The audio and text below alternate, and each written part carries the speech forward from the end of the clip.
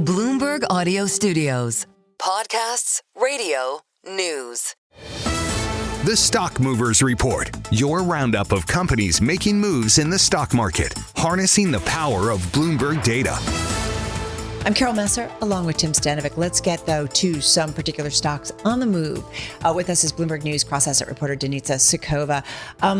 Meta. Got to talk about Meta. It is just soaring. It's unbelievable. It's incredible. Gains are fading, but definitely Meta is holding. Of course, the ticker is META. It's up nearly 12%. We saw so many of the names that were up kind of felt a lot of pressure, but Meta is still soaring. It crushed expectations. Of course, it's coming off the earnings report. There was so much excitement. There were so many upgrades. I cannot even keep up with the numbers. We have JP Morgan, we have HSBC, and we're not talking about like a small price target upgrade. Like HSBC upgraded from $610 to $900. So things are moving very fast. Obviously, we had good reports from Microsoft. It hit $4 trillion for some time. So incredible optimism there. Of course, all those big tech companies, including Meta, including Microsoft, they're relying on their legacy businesses to fund their pursuits of AI, and that's paying off. But also operating margins rose to 43% in Meta.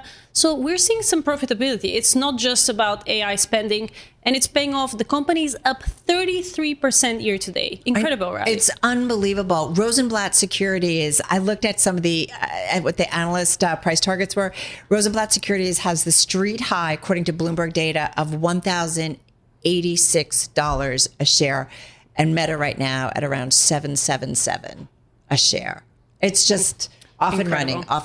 It looks like investors at this point are supporting the increase in spend on CapEx, the paying big money for that AI talent, and then also all the investments that they're making in AI. Even though, as Mandeep Singh of Bloomberg Intelligence has explained, we're still not necessarily seeing the results of that spend at this point. For sure. It's just the beginning, but they're happy to pay up. I would really, shameless plug, I can be like Matt Miller. I would highly recommend everybody check out our podcast feed and some of the conversations we had with Mandeep yesterday after the earnings, and then, of course, in today's trade, because really killer. What's really interesting is the number one gainer in the S&P 500 is not Meta, it's eBay. Yeah. Talk to us about eBay. Ticker, of course, is the company's name. Yeah, obviously company with a much smaller scale, but a very important one, showing us a lot about what's happening with consumers. Shares jumped 19%. The company projected sales that topped analyst estimates. If we look at the second quarter profit, pretty good number there. It was $1.37 a share, which is 7 cents more the street expected. We're seeing some optimism for consumer resilience.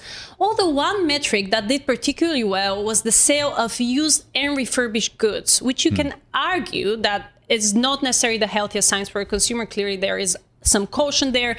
Purchasing power from U.S. consumers grew and helped offset demand from European markets. So clearly, maybe the U.S. consumer is a little bit stronger than what we're seeing overseas. But when we look at the stock, it has gained more than 40% this year. Just incredible rally. And yeah, it keeps going.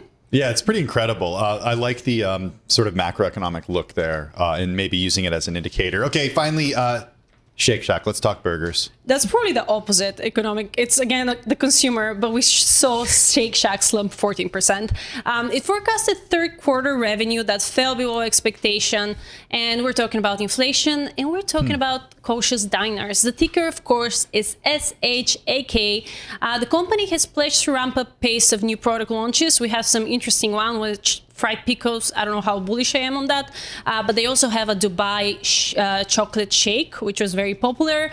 That said, that Dubai chocolate is everywhere. It's so big. It's down at the World Trade. What is it? It's oh my gosh. There's a Business Week story on it. You should check it out. Dubai chocolate. I'd like to eat some of the chocolate. Well, next time. Yeah, next time. Sorry, Pisaccio prices are going well. Continue. Anyway, the company said that its efforts are showing promise. They're trying to keep lists on cost, but clearly that's not enough to lift sentiment. One metric that clearly is weighing is sales at established restaurant climbed less than what analysts were expecting. Shake Shack is down 5% year to date. The Stock Movers Report from Bloomberg Radio.